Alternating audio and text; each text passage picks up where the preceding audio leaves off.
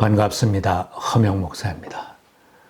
성경을 보면 하나님께서 사람을 찾아오시는데 잘 알아보지 못하는 가운데 찾아오신다는 것을 알게 됩니다. 창세기에는 하나님께서 아브라함을 찾아오시는 기록이 있습니다.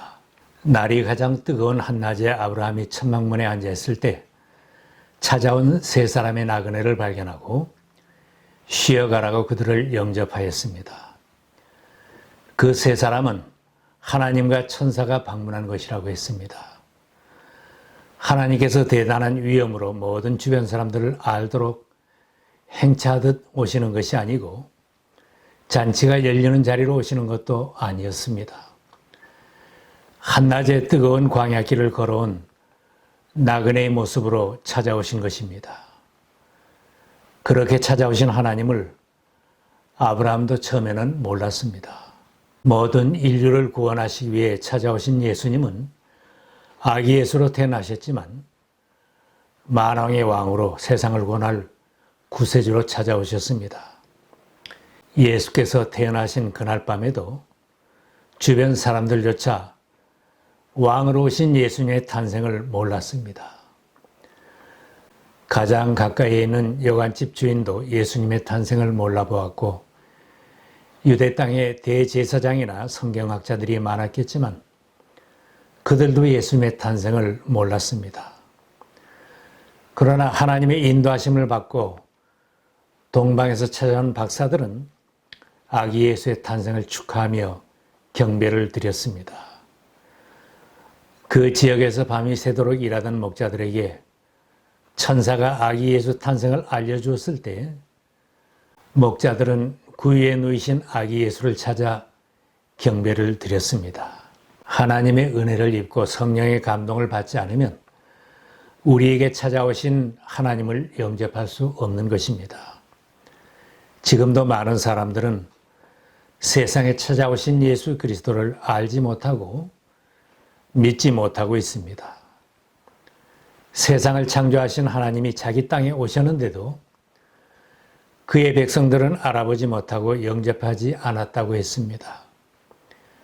그는 세상에 계셨다. 세상이 그로 말미암아 생겼는데도 세상은 그를 알아보지 못하였다. 그가 자기 땅에 오셨으나 그의 백성들은 그를 맞아들이지 않았다. 메시아 탄생을 연구하던 성경학자들도 대제사장들도 메시아를 대망하던 유대인들도 세상에 찾아오신 하나님을 알지 못했고 영접하지 않았습니다. 예수 그리스도의 탄생은 성경에 예언한 대로 이루어진 기적 같은 일입니다. 선지자를 통하여 예언한 대로 처녀의 몸을 통해 태어나신 일도 놀라운 일입니다. 베들레헴에서 태어날 것이라는 예언도 역사가 흐른 뒤에 놀랍게 이루어졌습니다. 탄생하던 날 밤은 그 부모가 베들레헴에 도착하기를 기다리고 있었고 그 여관도 마리아와 요셉을 기다리고 있었습니다. 역사의 주관자이신 하나님께서 로마 제국과 사람들의 마음을 움직여서 인구조사를 시행하게 하였고 요셉과 마리아는 베들레헴으로 가야만 했습니다. 왕궁에서 태어나셨더라면 큰 환영을 받았을 텐데 창조주 하나님께서 세상에 오셨는데도 허름한 여관집 외양간에서 태어나 그 위에 뉘어지셨기에 세상 사람들은 더 알아보지 못했던 것입니다. 그러나 성경과 예수 그리스도를 영접한 사람들은 왕으로 오신 예수 그리스도를 증거하고 있습니다. 예수께서 세례를 받으실 때 하늘로부터 들려온 소리가 있었습니다. 이는 내가 사랑하는 아들이다. 내가 그를 좋아한다. 천사들도 탄생하는 아기에 대하여 알려주었습니다. 마리아가 아들을 낳을 것이니 너는 그 이름을 예수라고 하여라. 그가 자기 백성을 그들의 죄에서 구원하실 것이다. 오늘 다윗의 동네에서 너희에게 구주가 나셨으니 그는 곧 그리스도 주님이시다. 선지자 이사야는 태어날 아기는 전능하신 하나님이라고 하였습니다. 한 아기가 우리를 위하여 태어났다. 우리가 한 아들을 모셨다. 그는 우리의 통치자가 될 것이다. 그의 이름은 놀라우신 조언자, 전능하신 하나님, 영존하시는 아버지, 평화의 왕이라고 불릴 것이다. 예수님도 자신에 대하여 증거하셨습니다. 하나님께서 보내신 이를 믿는 것이 곧 하나님의 일이다. 예수님께서 자신은 부활이며 영생과 심판을 주관하는 권세자임을 밝히셨습니다. 나는 부활이요 생명이니 나를 믿는 사람은 죽어도 살고 살아서 나를 믿는 사람은 영원히 죽지 아니할 것이다. 내 말을 듣고 또 나를 보내신 분을 믿는 사람은 영원한 생명을 가지고 있고 심판을 받지 않는다. 그는 죽음에서 생명으로 옮겨갔다. 3년간 예수님을 따라다닌 베드로가 고백했습니다. 주는 그리스도시요 살아계신 하나님의 아들이시니이다. 한때 의심했던 도마도 예수님에게 나의 주님, 나의 하나님이라고 고백하였습니다. 우리의 통치자로 오신 예수 그리스도를 의심 없이 믿고 왕으로 모시는 삶이 되어야 합니다. 예수께서 비록 구유에 누우신 아기로 태어났지만 세상을 구하는 메시아, 온 세상을 다스리는 왕으로 오셨기에 마태복음 기자는 이 점을 분명히 알리기 위하여 예수님은 아브라함과 다윗의 혈통에서 태어났다고 예수님의 족보부터 밝히고 있습니다. 육신적으로는 아브라함과 다윗의 후손으로 태어나신 예수님은 왕의 혈통과 정통성을 가지고 태어나신 왕이라고 밝힙니다.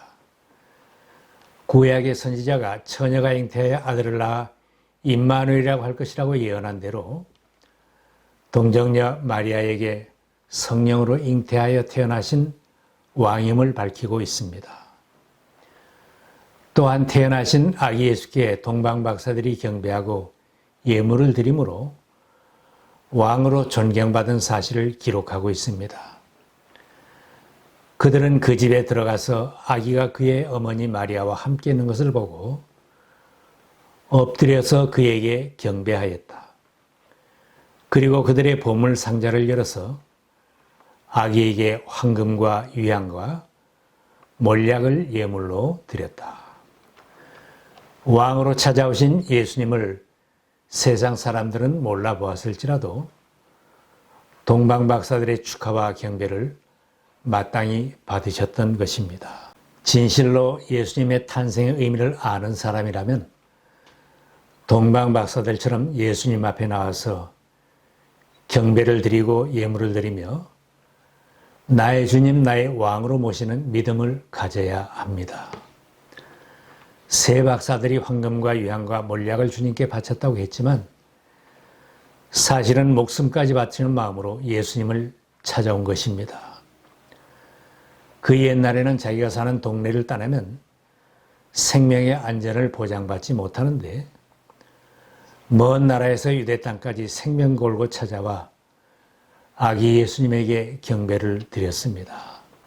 베들레헴 근처에서 양을 돌보던 목자들에게 주님의 천사들이 나타나서 구세주 예수가 아기로 태어나신 것을 알려주었을 때 목자들은 천사들이 알려준 대로 베들레헴 여관에 찾아갔더니 구유에 누인 아기를 볼 수 있었습니다. 천사들의 인도에 순종하여 왕으로 오신 아기 예수를 본 증인들입니다. 우리의 왕이신 예수님이 가장 귀하게 여기시고 기뻐하시는 것이 무엇이겠습니까? 신령과 진정으로 예배를 드리는 것입니다. 동방박사들처럼 마음과 뜻과 정성을 다하여 왕이신 주님께 예배를 드릴 때 예수님은 기쁘게 받으십니다. 예수님께서 말씀하셨습니다. 아버지께서는 이렇게 예배드리는 사람을 찾으신다. 하나님은 영이시다. 그러므로 하나님께 예배를 드리는 사람은 신령과 진정으로 예배를 드려야 한다. 사도 바울이 권하고 있습니다. 여러분의 몸을 하나님이 기뻐하실 거룩한 산제물로 드리십시오. 이것이 여러분이 드릴 합당한 예배입니다. 주님께 예배를 드리고 주님을 기쁘시게 하는데 나의 몸이 쓰여지면 하나님이 기뻐하시는 산제물이 되는 것입니다. 예수님은 세상을 구원하실 뿐만 아니라 온 세상과 나를 다스리는 왕이십니다. 그러므로 우리가 예배드릴 때마다 주님을 나의 왕으로 나를 다스리는 분으로 인정하고 예배를 드리며 순종하는 삶이 되어야 합니다. 동방박사들은 주님께 경배드린 후에 철저하게 하나님의 말씀을 순종하였습니다. 박사들은 아기 예수를 죽이려고 음모하는 헤롯에게로 돌아가지 말라는 하나님의 뜻을 깨닫고 다른 길로 고국에 돌아갔다고 했습니다.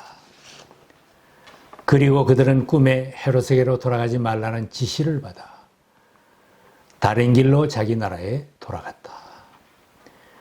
내가 위험에 처하고 손해를 보더라도 왕이신 아기 예수님을 보호하겠다는 마음을 가지고 철저하게 하나님의 뜻을 따른 아름다운 순종입니다. 우리가 주님을 나의 왕으로 모신다면 나에게 어려움이 생기더라도 주님의 교회가 잘 되고 내가 힘들어도 주님의 교회가 잘 되어야 한다는 마음을 품어야 합니다. 세례 요한처럼 나는 쇠할지라도 주님이 흥해야 합니다. 이런 고백이 있어야 합니다.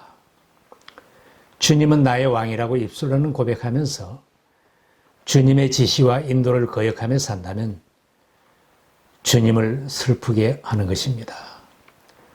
나의 모든 삶도 복된 길, 구원의 길로 인도하시기 위해 지시하시고 인도하시는 주님의 지시와 인도를 순종하며 살아야 주님을 기쁘게 드리는 아름다운 믿음입니다. 성탄의 기적은 앞으로도 계속될 것입니다. 예수 그리스도에 대하여 많이 듣고 알았어도 교회에 가까이에 있어도 주님의 오심을 믿지 못하는 사람들이 여전히 많이 있습니다.